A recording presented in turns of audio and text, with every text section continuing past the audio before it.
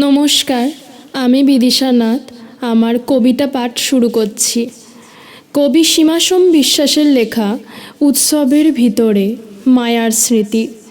দুর্গা এলেন আশ্বিনের শেষ প্রান্তে, ষষ্ঠীর বেলায় ঢাকের তালে মায়ের চোখে মুগ্ধতা। সপ্তমী অষ্টমীর সকাল অঞ্জলিতে ভেজে আমি মায়ের হাত ধরে দাঁড়িয়ে থাকি।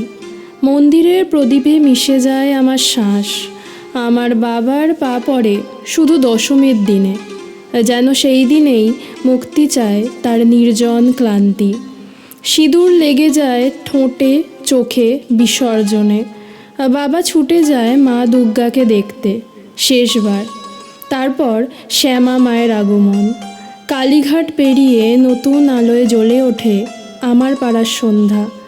আর এক ভোরে ভাইফোঁটার দিন, শিশির ভেজা ফুল নিয়ে ভাইয়ের কপালে দিই মঙ্গল টিপ। সেই টিপে লুকোনো থাকে আমার সমস্ত আশীর্বাদ আর প্রার্থনা।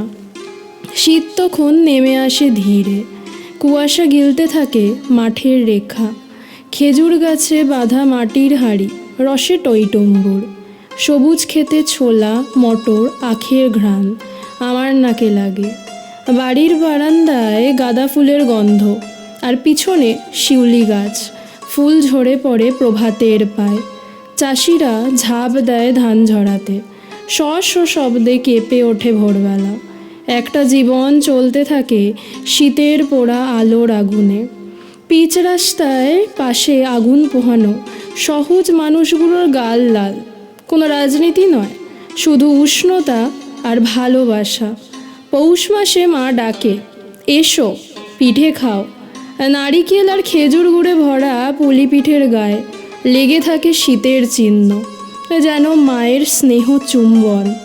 এখন আমার চোখে শীতের কুয়াশা নয়, উৎসবের ভিতরে ভালোবাসার দৃশ্য, যা হারায় না কোনো ঋতুর বদলে।